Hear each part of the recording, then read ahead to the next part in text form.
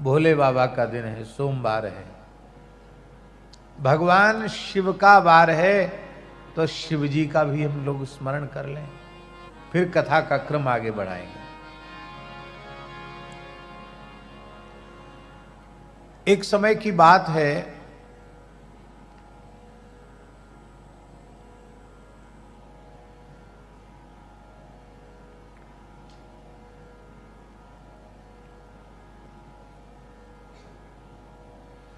महर्षि ऋभु वे बहुत कठोर तप कर रहे थे श्री यमुना जी के तट पर। उनके कठोर तप को देख करके देवराज इंद्र को भय हो गया। उनके तप से सूर्य चंद्र की प्रभा भी कम हो गई। इनको तप से कैसे विरत करें, इनका तेज बढ़ता ही चला जा रहा है। पूरे ब्रह्मांड को एक विलक्षण प्रकार की ऊष्मा पैदा कर रहा था इनका तप। तो ब्रह्मांड की व्यवस्था बनाना तो कर्तव्य है। देवराज इंद्र ने शंकर जी से प्रार्थना की, तो तप कम कैसे हो, तप में विघ्न कैसे हो। इनको गुस्सा आ जाए तो तप में विघ्न होगा।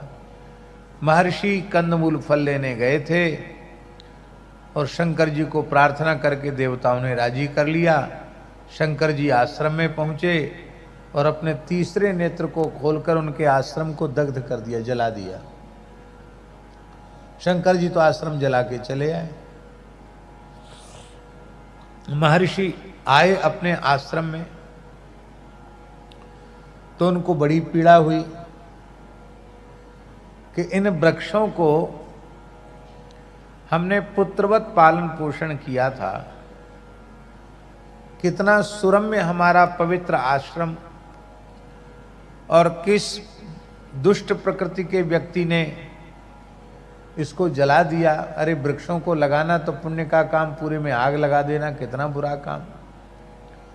तो इतने दुखी हो गए महर्षि ऋभु, उन्होंने शाप दे दिया कि जिसने भी हमारे इस पवित्र तपोवन को जलाया है उसके शरीर में जलन पैदा हो जाए, वो जलता ही रहे।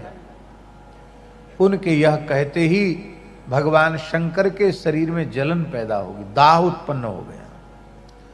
इतनी गर्मी पैदा हो गई शंकर जी को कि गंगा जी की धारा और चंद्रमा भी उनको शीतलता न दे सका, हिमालय भी उनको शीतलता न दे सका। वह व्याकुल होकर पूरे ब्रह्मांड में दौड़ने लगे। हाय हाय, सारा शरीर जला जला जला। अब ये ब्राह्मणों के, ऋषियों के अपराध से ये स्थिति हुई है, अब ये कैसे दूर हो। तब एक ही बात आई कि जिसके शाप से, ताप से, संताप से कोई रक्षा न कर सके, उसकी रक्षा गाय कर सकती है।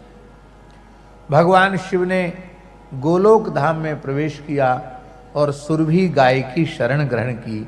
गाय ने कहा, आओ तुम मेरे भीतर प्रविष्ट हो जाओ, वहां कोई जलन नहीं होगी। और भगवान शिव ने, गौ ने अपने मुख को फैलाया और शिवजी गाय के उदर में प्रविष्ट हो गए और वे ही नील वृषभ के रूप में अवतरित हुए।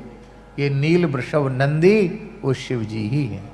अब शिवजी जब अंतर्धान हो गए, तीनों लोकों में हाहाकार मच गया। तब सब खोजने लगे शिवजी कहाँ, बिना शिवजी के कैसे काम चलेगा। तब गोलोक धाम में देवताओं ने भगवती सुरभि माता की प्रार्थना की। तब भगवती सुरभि माता ने नील वृषभ के रूप में भगवान शिव को प्रकट किया। एक कल्प की यह भी कथा है। ये नील वृषभ की कथा तो है, ये एक कल्प की यह भी कथा है कि भगवान शिव बद्रिकाश्रम चले गए नारायण भगवान की शरण में और उनसे प्रार्थना की कि प्रभु मेरा सारा शरीर जल रहा है, मेरी रक्षा करो। तब भगवान बद्री नारायण ने गो माता की प्रार्थना की और 77 गाय गो भगवान बद्रीनाथ जी के श्री अंग से प्रकट हुई। आज भी स्कंद पुराण में उस तीर्थ को गो निष्क्रमण तीर्थ कहा गया क्या कहा गया? गो निष्क्रमण तीर्थ, जहां से बद्रीश नस्ल की गाय प्रकट भई हैं। हमने पाठ करते समय राघव जी को बताया था ना गो निष्क्रमण तीर्थ की महिमा। तो उन 77 गायों ने शिवजी के ऊपर खड़े होकर अपने थनों से दूध का अभिषेक किया, भगवान शंकर की जलन शांत हो गई। और वह श्रावण मास था, तब से शंकर जी को दुग्ध धारा से अभिषेक किया जाने लगे। पर आनंद जी, हाथ उठाने से काम नहीं चलेगा, इस बात का प्रचार करना पड़ेगा। भगवान शिव की प्रसन्नता वेद लक्षणा भारतीय देसी गाय के दूध से अभिषेक करने पर ही होगी। ये पन्नियों का दूध, अमूल फमूल का दूध, जो डेयरियों वाला दूध है अथवा सिंथेटिक दूध है, इसको आप शिवजी को अभिषेक के रूप में अर्पित करोगे तो शिवजी के श्रीअंग में पीड़ा ही होगी, वो प्रसन्न नहीं होंगे। इसलिए गिरिराज जी को दूध चढ़ाना हो तो विशुद्ध भारतीय देसी गाय का प्रामाणिक दूध मिले तो चढ़ाओ, अन्यथा केवल जल चढ़ा दो, गिरिराज जी प्रसन्न हो जाएंगे। ऐसा दूध उपलब्ध ना हो तो केवल गंगा जल से अभिषेक कर दो, शिव जी प्रसन्न हो जाएंगे। लेकिन बाजार का सिंथेटिक दूध, पन्नियों वाला दूध नहीं चढ़ाना चाहिए। तो गौ माताओं ने अभिषेक किया और शिव जी की जलन शांत हुई। वह पवित्र महीना श्रावण का था, इसलिए श्रावण में जो शंकर जी का दुग्धाभिषेक करता है उसकी समस्त कामनाएं पूर्ण हो जाती हैं और अभीष्ट की सिद्धि हो जाती है, जो चाहे सो प्राप्त हो जाता है। और गाय के धारोष्ण दुग्ध को छान करके उसमें मिश्री मिला करके और उस मिश्री युक्त दूध से यदि अभिषेक किया जाए तो उससे उत्तम मेधा की प्राप्ति होती। उत्तम मेधा, बहुत मेधावी, जो बच्चे कमजोर हैं बुद्धि के, धारणा शक्ति उनमें नहीं है, बार बार भूल जाते हैं, ऐसे बच्चों को यदि इस प्रकार के दुग्ध से भगवान शिव को दुग्ध चढ़ाया जाए तो बहुत मेधावी हो जाते हैं। यही भी प्रयोग है। तो भगवान शंकर का ये बड़ा सुंदर वर्णन है। उस नील वृषभ के दाहिनी ओर उसके पृष्ठभाग में चक्र से उसको छाप दी गई और वाम भाग में त्रिशूल की छाप दी गई। आज भी वृषोत्सर्ग की बड़ी महिमा है, उसे शिव रूप ही माना जाता। शिव शंकर गोलोक में नील वृषभ हुए अवतरे। शिव शंकर गोलोक में नील वृषभ हुए अवतरे। ऋषियों के अपराध शंभु गोलोक सिधाए। ऋषियों के अपराध शंभु शिव ऋषियों के अपराध शंभु गोलोक सिधाए। सुरभि देह प्रवेश वत्स सुरभि ने जाए। सुरभि देह प्रवेश वत्स सुरभि ने जाए। शिव बिन हाहाकार देव गोलोक सिधाए। शिव बिन हाहाकार देव गोलोक सिधाए। दिव्य सूर्य सम नील वृषभ गायन विच पाए।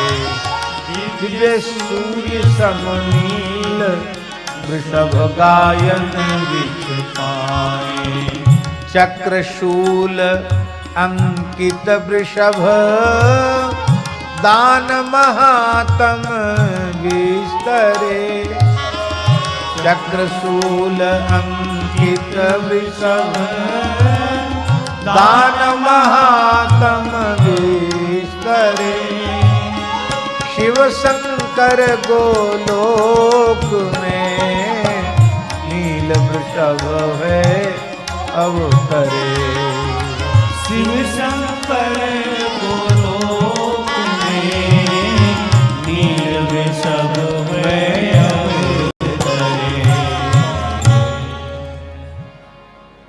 भगवान शिव ने जो सुरभि की स्तुति स्कंद पुराण में की है, 4-5 श्लोक हैं, बड़े पवित्र श्लोक हैं। सृष्टि स्थिति विनाशानाम कर्त्री मात्रे नमो नमः यास्त्वं रसमैर्भावैराप्यायसि भूतलम देवानां च तथा संघान पितॄणां वैगणान् सर्वैर्ज्ञात्वा रसाभिज्ञैर्मधुरा स्वाददायिनी त्वया विस्मितं सर्वं बलस्नेह समन्वितं त्वं माता सर्वरुद्राणां वसूनां दुहिता तथा आदित्यानां स्वसा चैव तुष्टा वांछित सिद्धिदा त्वं धृतिस्त्वं तथा तुष्टिस्त्वं स्वाहा त्वं स्वधा तथा रिद्धिः सिद्धिस्तथा लक्ष्मीः धृतिः कीर्तिस्तथा मतिः कांतिर्लज्जा महामाया श्रद्धा सर्वार्थ साधिनी। ये कहकर के भगवान शिव ने स्तुति की है। बोलो गौ माता की जय। श्री सुरभ्यै नमः, श्री सुरभ्यै नमः, श्री सुरभ्यै नमः, श्री सुरभ्यै नमः, श्री सुरभ्यै नमः, श्री सुरभ्यै नमः, श्री सुरभ्यै नमः, श्री सुरभ्यै नमः, श्री सुरभ्यै नमः, श्री सुरभ्यै नमः, श्री सुरभ्यै नमः, श्री सुरभ्यै नमः।